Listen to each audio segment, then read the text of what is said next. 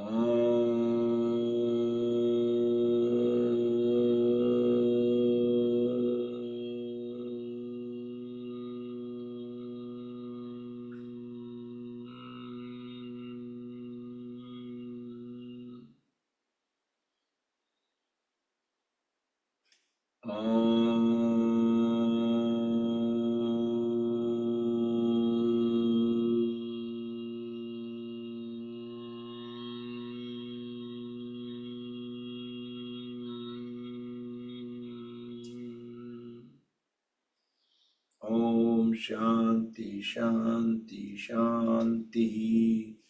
Let's keep the hands at the back and join, interlock the fingers. Push the head and trunk all the way down. Raise both hands up toward the ceiling. Inhale, come back up. Rub the palms against each other. Make them warm, generate urja. Let's warm hands over the face and eyes. Blink the eyes few times. Slowly slide the hands down, gently open the eyes. And let's do some light exercise. Sukshma Vyayam. Inhale, raise both hands up, stretch upper body upward. Exhale, twist the upper body to the one side, look back, align chin with the shoulder. Keep pushing the knee forward. Inhale, back to center. Going to the second side. Try to keep trunk vertical, back straight. We are just twisting the upper body. Feel the twist, feel the stretches. Inhale, back to center. We'll do one more time.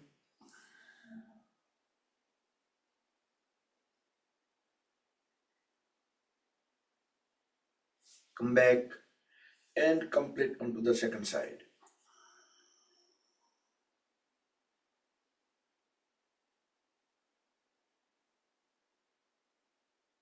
Come back, extend both hands sideways.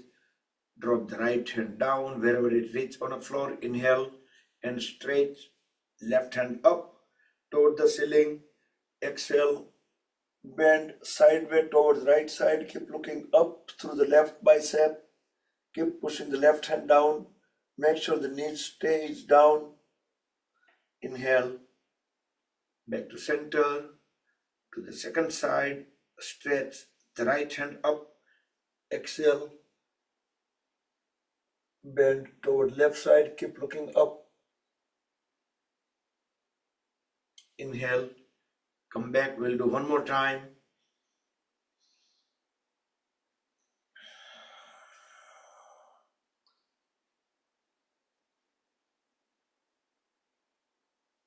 come back and complete onto the second side.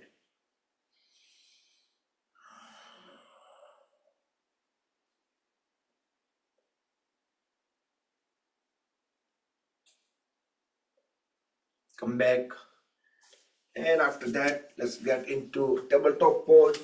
Palms, knees, toes on the floor. We will do cat and cow pose, Marjariasana. As we dip, inhale, look up. Try to push the lower back up, trying to make the spine downward arch. Exhale, look at the navel, fold the elbows slightly to lower the shoulders. Push the lower back down, trying to make the spine upward arch. Inhale, up again, spine downward arch. Exhale, spine upward arch. We need to use little force. Let's do 2 more times. Do with own pace, do with breath coordination and with full awareness.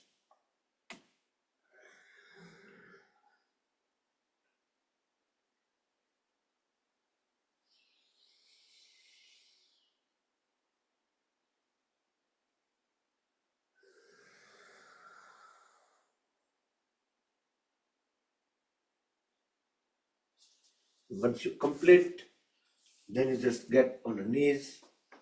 We will do backward bending, separate the knees and feet, same as the shoulder width. We will do full camel pose. As we inhale, raise the right hand up. Exhale, bring it back and rest it onto the left heel. Inhale, left hand up. Exhale, bring it down onto the left heel. So both hands are rested onto the corresponding heels. Then drop the head at back of the body, look into the back wall. Push the pelvis forward as much as possible. Feel full compressions at the lumbar area, extension at the lower abdomen area. And slowly come out of the pose. Then stand up.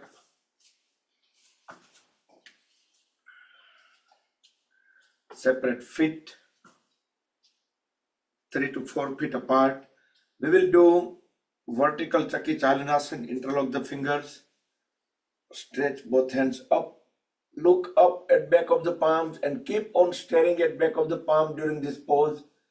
Deep inhale, twist the upper body towards one side, exhale, bend from the lower back, bring both palms at one foot, slide them over to the other foot. Inhale, come back up from the second side, keep looking at back of the palm, second round. Exhale, bend down. Inhale, come back from the other side, and same way, third round. Slowly, steadily. You can keep your eyes closed, you can keep awareness at the lower back and around the waist. Once we complete the 3 circles, then reverse the direction.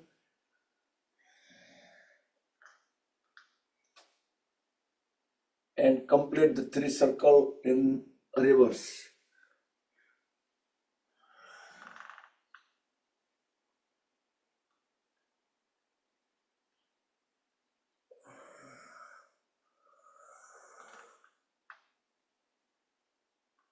Okay, once you're done, 3 and 3, then relax, breathe in and out normal.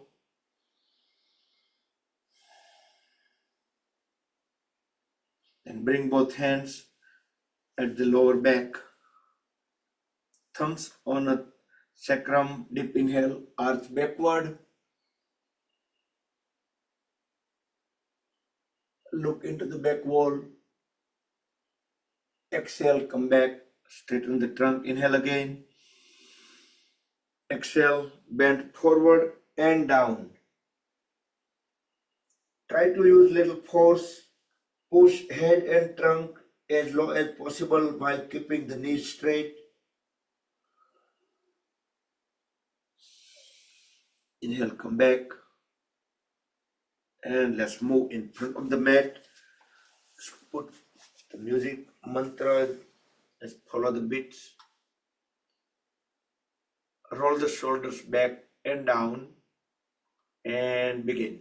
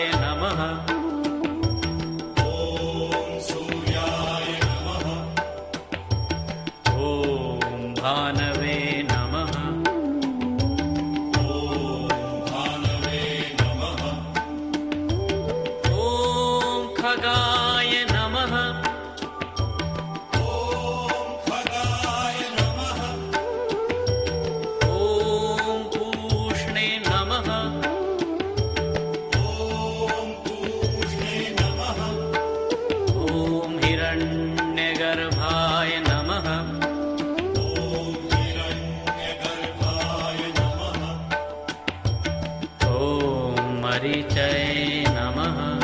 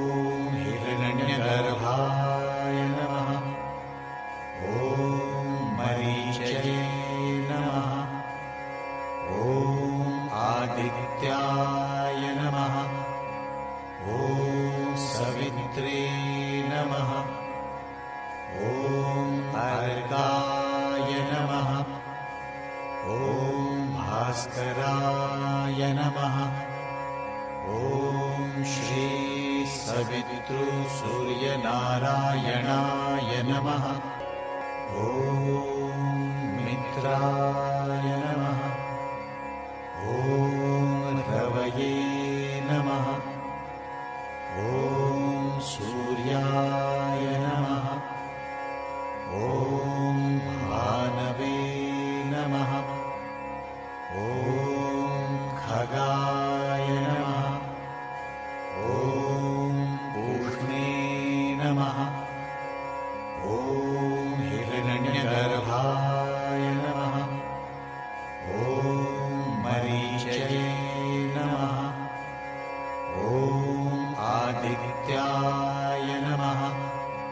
ॐ सवित्रे नमः। ॐ अर्काय नमः। ॐ भास्कराय नमः। ॐ श्री सवितृसूर्यनारायणाय नमः। ॐ मित्राय नमः। ॐ रवये नमः। ॐ सूर्याय नमः। ॐ भानवे नमः। ॐ खगाय नमः। ॐ पूष्णे नमः। ॐ हिरण्यगर्भाय नमः। ॐ मरीचये नमः। ॐ आदित्याय नमः। ॐ सवित्रे नमः। ॐ अर्काय नमः। ॐ भास्कराय नमः। ॐ श्री सवितृसूर्यनारायणाय नमः। ॐ मित्राय नमः। ॐ रवये नमः। ॐ सूर्याय नमः। ॐ भानवे नमः। ॐ खगाय नमः। ॐ पूष्णे नमः। ॐ हिरण्यगर्भाय नमः। ॐ मरीचये नमः। ॐ आदित्याय नमः। ॐ सवित्रे नमः। ॐ अर्काय नमः। ॐ भास्कराय नमः। ॐ श्री सवितृसूर्यनारायणाय नमः। ॐ मित्राय नमः। ॐ रवये नमः। ॐ सूर्याय नमः।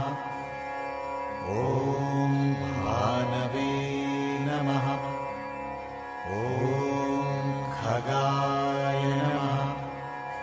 ॐ पूष्णे नमः। ॐ हिरण्यगर्भाय नमः। ॐ मरीचये नमः।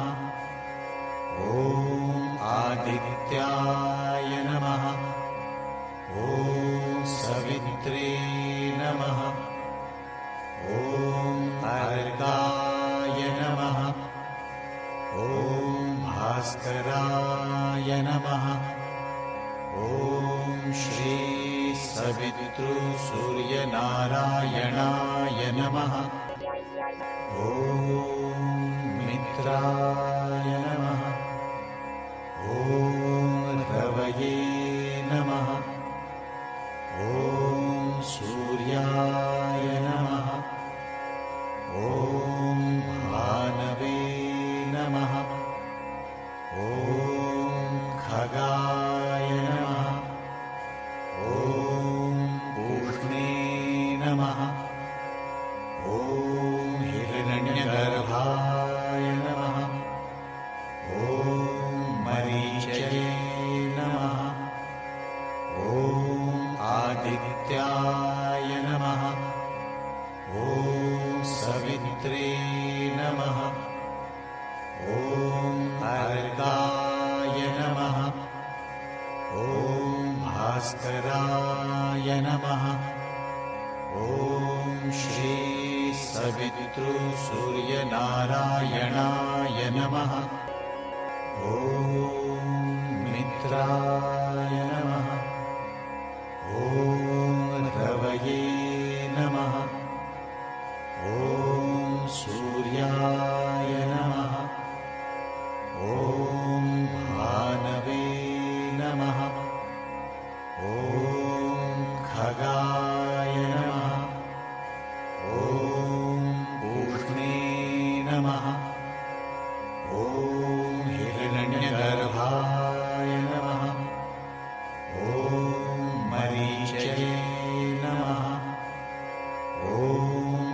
आदित्याय नमः। ॐ सवित्रे नमः। ॐ अर्काय नमः। ॐ भास्कराय नमः। ॐ श्री सवितृसूर्यनारायणाय नमः। ॐ मित्राय नमः। ॐ रवये नमः। ॐ सूर्याय नमः। ॐ भानवे नमः। ॐ खगाय नमः। ॐ पूष्णे नमः। ॐ हिरण्यगर्भाय नमः। ॐ मरीचये नमः। ॐ आदित्याय नमः। ॐ सवित्रे नमः। ॐ अर्काय नमः। ॐ भास्कराय नमः। ॐ श्री सवितृसूर्यनारायणाय नमः। ॐ मित्राय नमः। ॐ रवये नमः। ॐ सूर्याय नमः। ॐ भानवे नमः। ॐ खगाय नमः। ॐ पूष्णे नमः। ॐ हिरण्यगर्भाय नमः। ॐ मरीचये नमः। ॐ आदित्याय नमः। ॐ सवित्रे नमः। ॐ अर्काय नमः। ॐ भास्कराय नमः। ॐ श्री सवितृसूर्यनारायणाय नमः।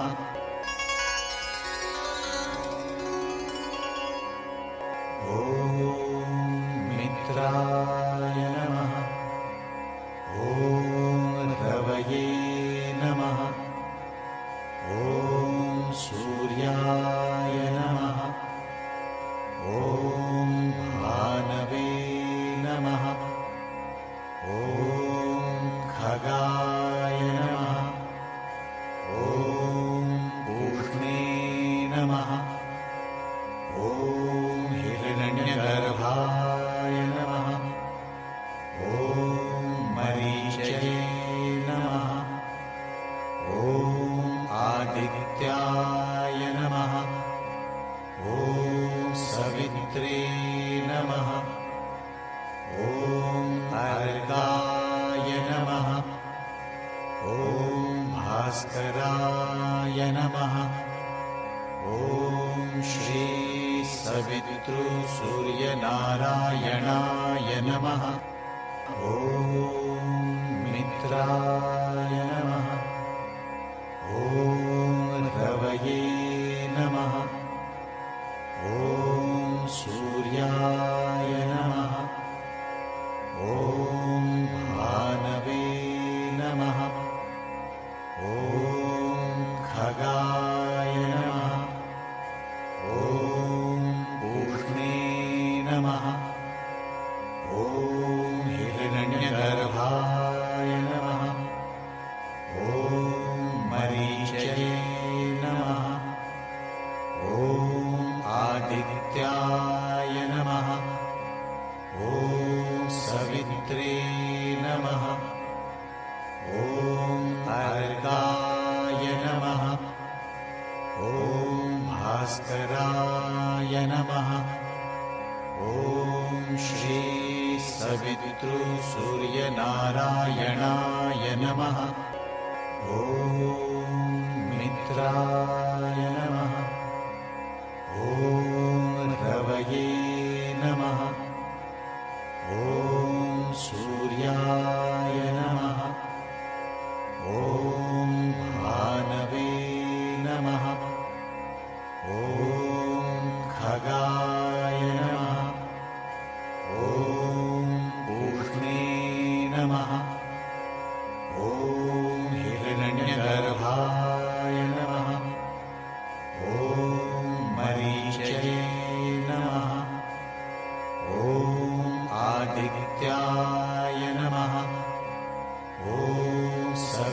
सवित्रे नमः ॐ अर्काय नमः ॐ भास्कराय नमः ॐ श्री सवितृसूर्यनारायणाय नमः ॐ मित्राय नमः ॐ रवये नमः ॐ सूर्याय नमः ॐ भानवे नमः ॐ खगाय नमः ॐ पूष्णे नमः ॐ हिरण्यगर्भाय नमः ॐ मरीचये नमः ॐ आदित्याय नमः ॐ सवित्रे नमः ॐ अर्काय नमः ॐ भास्कराय नमः ॐ श्री सवितृसूर्यनारायणाय नमः ॐ मित्राय नमः ॐ रवये नमः ॐ सूर्याय नमः ॐ भानवे नमः ॐ खगाय नमः ॐ पूष्णे नमः ॐ हिरण्यगर्भाय नमः ॐ मरीचये नमः ॐ आदित्याय नमः ॐ सवित्रे नमः ॐ अर्काय नमः ॐ भास्कराय नमः ॐ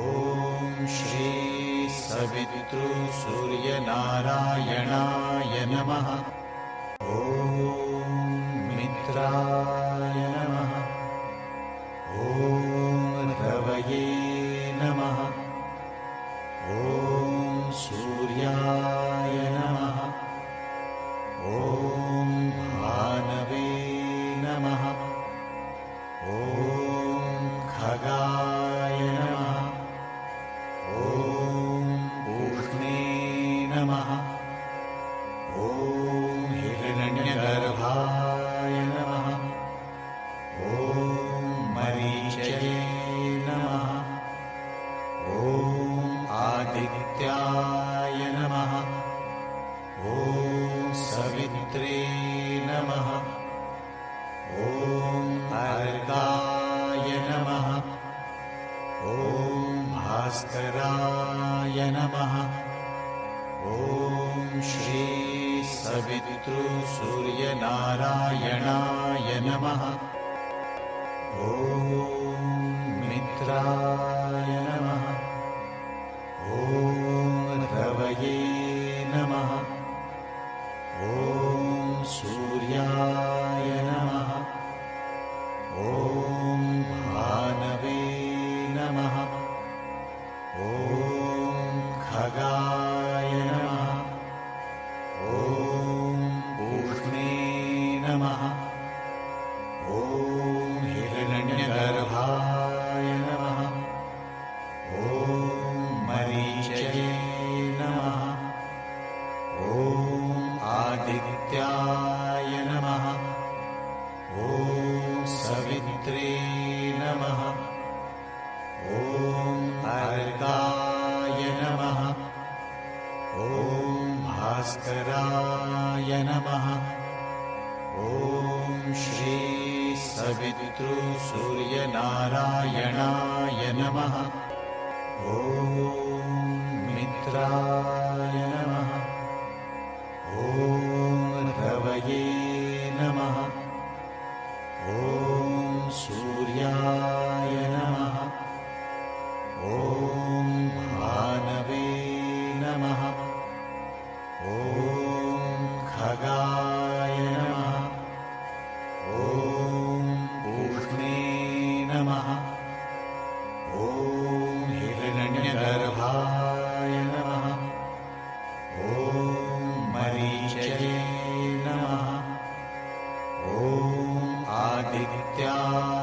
नमः ॐ सवित्रे नमः ॐ अर्काय नमः ॐ भास्कराय नमः ॐ श्री सवितृसूर्यनारायणाय नमः ॐ मित्राय नमः ॐ रवये नमः ॐ सूर्याय नमः ॐ भानवे नमः ॐ खगाय नमः ॐ पूष्णे नमः ॐ हिरण्यगर्भाय नमः ॐ मरीचये नमः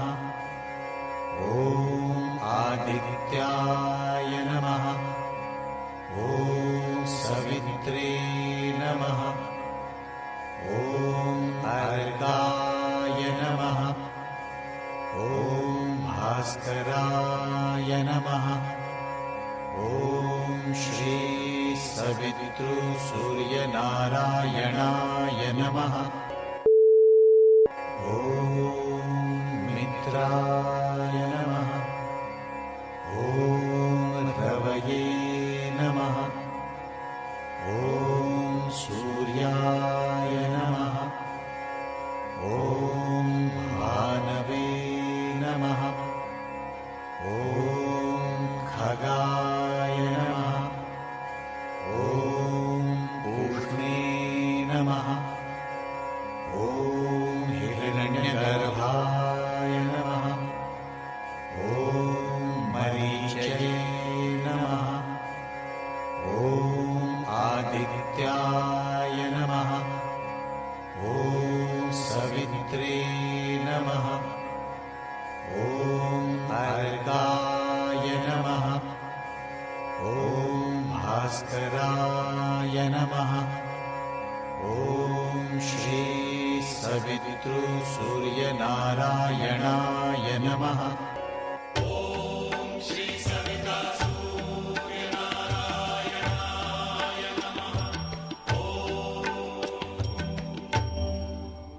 Good morning, Hari Om, Hari Om, Hari Om, Jai Shri Krishna.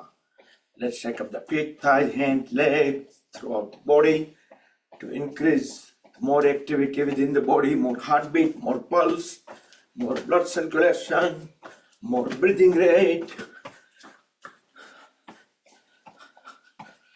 And lay down in Shavasana so we get more relaxation, complete rest, full relax. Let all the body parts, muscles, joints be on their own. Close the eyes, deep inhale, deep exhale few times. Then let the breath become completely normal, natural. Feel the body weight and notice how it gets transferred to the floor.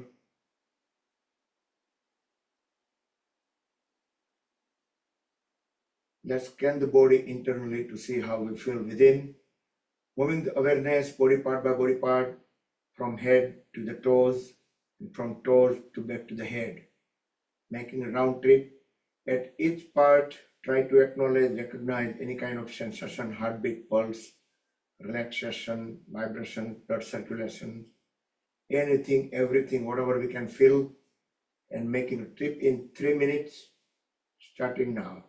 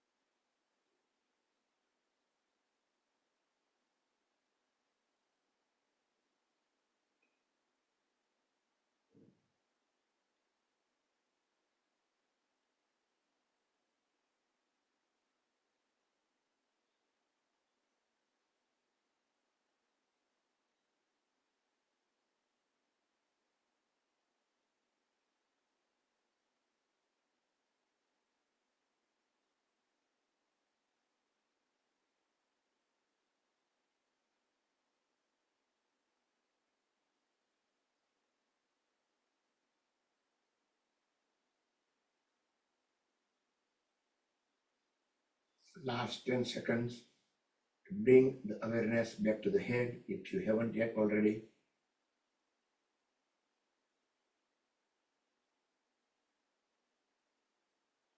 Bring feet together, wiggle the toes, squeeze and release them, and move them onto side by side. Also turn the head on both the sides.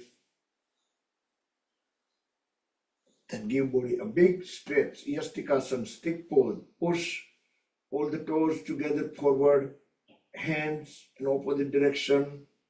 Feel the body is elongated, couple of inches along with the floor. Feel the full stretch, stretch, stretch, stretch, stretch, stretch, and relax. Bring both hands sideways, elbows straight, palms facing down, fold at the knees. Bring the heels at the hips, deep inhale. As we deep exhale, drop the folded knees together on the floor towards left. Turn the head towards right. Feel the twist at the spine. Do everything with closed eyes. Inhale, back to center. Exhale to the other side. Knees towards right, head towards left. Feel the twist. Push the palms in the floor. Inhale, back to center. Now lift the feet a little bit up away from the floor. Exhale, drop the folded legs towards left. Turn the head towards right. Inhale, back to center. And finally, drop both legs towards right, head towards left initially, and bring the entire body towards right. Stay on right for a couple more breaths.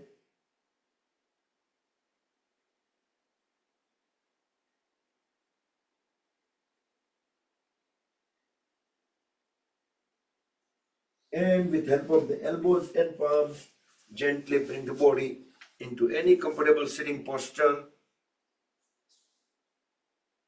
We will do Chandra Nadi Pranayam using the right thumb tip. Press and hold the right nostril. Deep inhale, deep exhale through left only.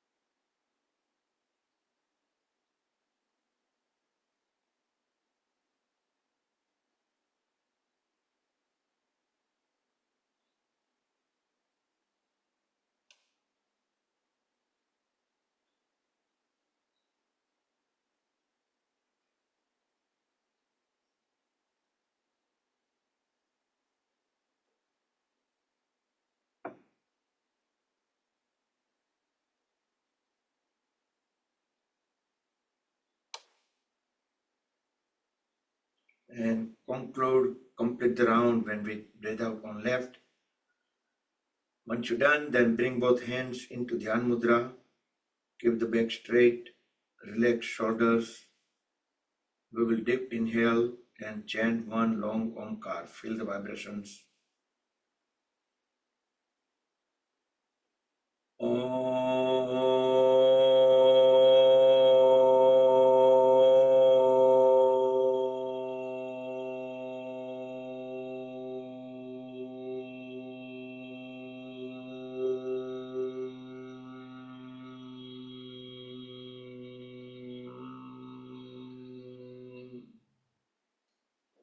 Om Shanti Shanti Shanti.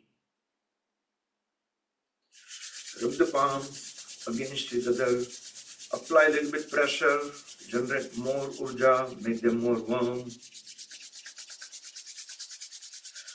Place warm hands all over the face and eyes. Blink eyes few times in dark. Let the urja enter into the eyes. few times. Now move the bottom of the palms over the eyes, gently massage the eyelids. Spread the fingers apart, slowly slide the hands down over the face, gently open the eyes. Rub the palms one more time.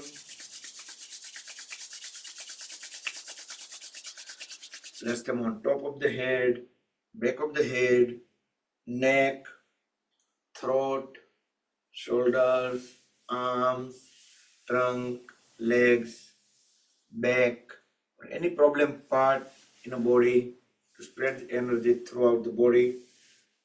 Hari Om Tat Sat Shri Gurubhyo Namaha. Good morning. Happy Thursday. Bruhaspativar ka din Shubha Mangal ho. I'm going to let you all unmute all at once so we can say hi and bye. Everybody to everybody. जय Shri Krishna Jai जय Shri Shri Krishna. Krishna Jai Shri Krishna. Thank you Bakul भाई Thank you. All right. So have a wonderful day. See you all tomorrow. Yep.